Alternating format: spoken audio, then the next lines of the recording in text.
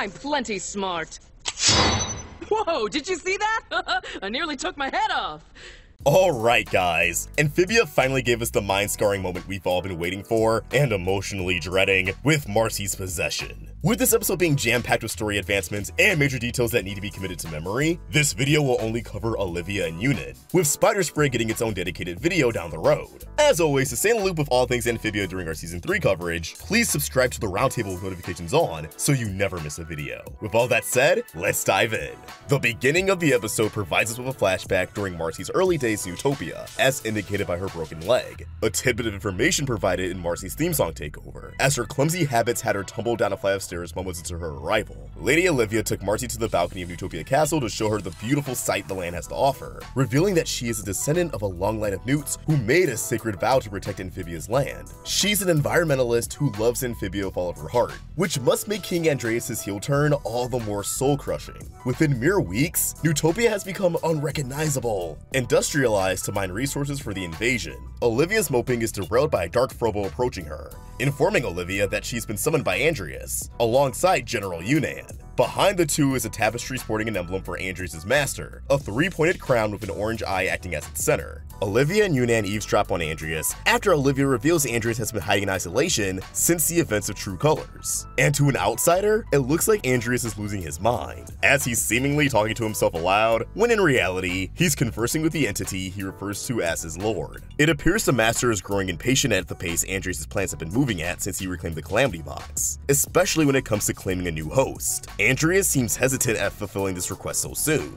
trying to come up with excuses such as, "But the device hasn't even been tested," and "Surely we should try it on someone else first," which initially gave me the impression that Andreas was the designated host, trying to take the heat off himself, but we know by the end of the episode that that wasn't the case. Now, I do believe this telepathic ability is something new, as Andreas initially ventured to the basement to communicate with the entity all the way back in the first temple. Whatever link they now share is something that must have happened either after this moment or after True Colors. The latter of which I'm partial to, given that if this link was established beforehand, Andreas probably would have saw Sasha and Grimes' attack coming. I'd also be remiss if I didn't mention the abundance of almond imagery in the castle, from being wrapped around the pillars to the small gold statues in Andreas' study. Andreas welcomes Olivia and Yunan into the room, and notice that when the king approaches the curtains, they roll back all on their own. This could just be a detail for dramatic effect, but considering the crown reveal towards the end of the episode, me thinks this could be a hint at supernatural abilities Andreas may now sport. Andreas promotes the two newts before him, assigning Olivia to oversee the construction of the refineries and Yunan to gather villagers for factory work.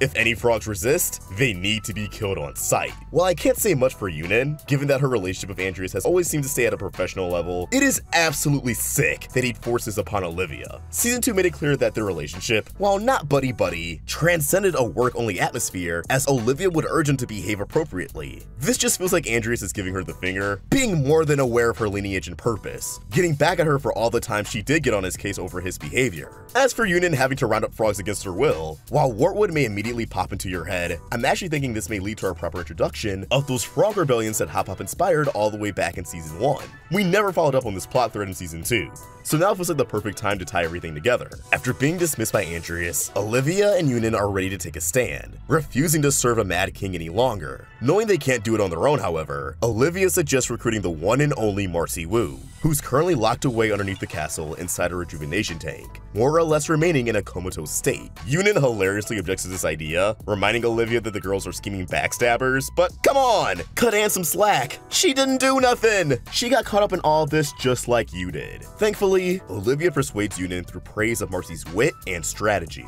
Also, this is definitely a nitpick, but Yunan's apparently heard rumors that Marcy's being guarded by a monster, but like, from whom? I'm pretty sure these two are the only amphibians inside the castle aside from Andreas, so are the robots just spilling tea in their spare time? If so, that'd be hilarious to see in a future episode. Anywho, the two sneak into Marcy's old bedroom, where Yunan grabs Marcy's crossbow and sneak into the basement of the castle, which hasn't been spotted since the sleepover to end all sleepovers. After encountering the imprisoned Mossman, who gives Yunan a friendship offering, how sweet, and a gorgeous shot of the shadowfish, Yunan and Olivia reach the chamber where Marcy's held, the entrance depicting 8 newts, each with an orange eye, connected to a singular, gigantic eye in the center. The number of newts is no coincidence, given that the crypt in the sleepover to end all sleepovers featured 8 coffins. These coffins likely held the bodies of these newts, before they managed to transcend death. But let's put a pin in that for now. Yunan pulls Marcy out of the rejuvenation tank, and you may notice Amphibian text engraved at the top of the device. When decoded, this translates to host. I wonder why. Marcy's very fragile, acting delirious and loopy, initially mistaking Yunan and Olivia for Sasha and Anne. Considering her impalement and comatose state, it makes sense she would need a little bit of time before coming completely to her senses, alongside getting bodily functions back such as walking. She hasn't used her legs for weeks. Obviously there's going to be an adjustment period. It is gonna feel so good to walk again finally. Easy. Oh no. Yeah, they might be a little weak at first. As Yunan and Olivia carry Marcy towards the exit of the chamber, numerous orange eyes on the wall scan the memories of these three, projecting their greatest fears to distract and torment them. For Olivia, she has to incur the wrath of her late mother, who's disappointed in her daughter for the current state of Amphibia, transforming to nightmare fuel straight out of Courage the Cowardly Dog. However, Yunan's fear is just reduced to a gag, as she's afraid of grub hogs, due to one nearly taking off her arm when she was a child. Look, as someone who's had bad experiences with big dogs, and thus could relate to Yunan's struggle, I was still kinda disappointed with this being her greatest fear, given that Olivia has received essential development in this episode. We know a lot more about her here than we ever did in Season 2. I was hoping Yunan would receive an equal amount of development, but alas, here we are. If Andreas decides to keep these two around and active, Yunan's development could still come around when it's time for her to round up some frogs, as I'm sure she'd rather join the rebellion. Of course, Marcy gets it the worst, due to the audience's deeper investment in the Calamity Trio. Haunted by the gravity of her actions, Marcy finds herself in the hallways of her middle school, where she's ridiculed by an amalgamation of Anne and Sasha, who declare they want nothing to do with Marcy, and that their friendship is as good as dead. As many eagle-eyed fans have pointed out, near the water fountain in this scene lies a flyer for prom, with blue and yellow balloons and the words yes or yes written underneath. Many fans have interpreted this as Marcy wanting to ask Anne to the prom, given that Anne's signature Calamity color is blue, but she's often associated wearing yellows, like with her previous tennis shoes and her current jacket. You may be wondering why the girls would be thinking about prom already. They're only 13, but they were envisioned to be in high school, around 15 or 16, which is a concept the show still silently incorporates through various details, like Marcy studying for the PSATs, so this checks out. I find it remarkable that even when she's off of her A game, physically and mentally, Marcy's brain is still a force to be reckoned with, as she initially recognizes the nightmares as projections, and is the one to solidify the plan to attack the eyes and put an end to this grand manipulation. But of course, she's still a little clumsy. I relate, Marcy. However, just as they're able to declare this mission a success, Andreas arrives to put them in check, revealing that the team was monitored all along, the Mad King revealing an orange eye on top of his crown. Again, I think this is a development that went down after True Colors, but I'm sure we'll get clarification later on. The mechanical beast descends from above, now sporting 6 robotic tentacles, letting out a ferocious shriek before reclaiming Marcy.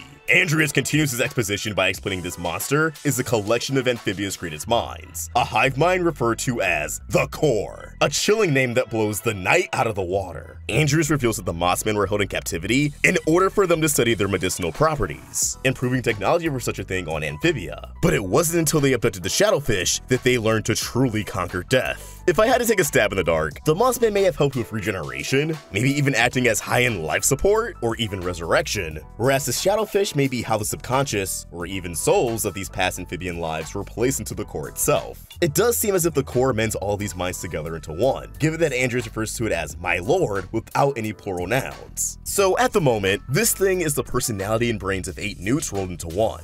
As the intensity ramps up, Andreas claims that the core is in need of a host that's the smartest, one deemed the very best, the only person who could beat Andreas in Flipboard, Marcy. Now this shocked me, as I was certain Andreas threw the game of Flipboard against Marcy in order to gain her trust, but now that we've gotten to know him a lot better, I actually believe he has too much pride for such a thing. So I wonder how bitter he was deep down that Marcy beat him. We also receive some nuance to Andreas in his motivations. He's in a position where he feels as if he has to please his lord and dominate the multiverse in the name of Amphibia. He did genuinely care for Marcy and liked having her around. He didn't want her to be the designated host, but it's what the core desires. With this in mind, I wouldn't be surprised if Andreas ends up sacrificing himself for the girls when the finale rolls around. In a horrifying scene that's sure to stick with viewers for quite a long time, the axolotl-shaped helmet lowers itself onto Marcy, as the young girl quickly glances at Yunan and Olivia for help, but it's no use. Even Andreas can't stomach this sight, turning away with a pained expression on his face. And, as if she was given the electric chair on death row, Marcy lets out a blood-curdling scream that's pretty upsetting to listen to. Haley Chu's performance was nothing short of phenomenal, and sold me on the heartbreak this scene had to offer. As Marcy rapidly loses control, the hive mind surges into her body, binary code flowing through the tubes at a rapid pace, before the core's mechanical shell collapses onto the ground. Andreas remarks it's time for the core to lead Amphibia to their destiny, giving an introduction to what the credits refer to as Darcy, which we can assume stands for Dark Marcy. Wu's body jumping back to life as her bones crack, and the 10 eyes of the core emerge on the helmet. The possessed individual simply states, "Why, hello there. General Kenobi." And with that, the episode comes to a close. Now, there was a rumor that the darker than usual credits for this episode have an unsettling Easter egg, in which Marcy's screams can be heard if you speed it up.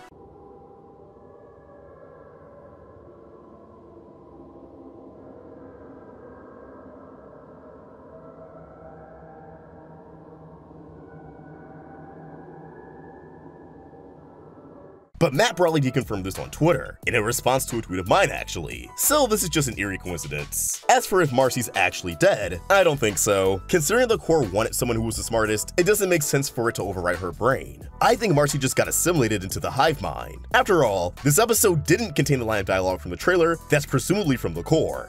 Don't you think it's time to say goodbye to those childhood friends of yours?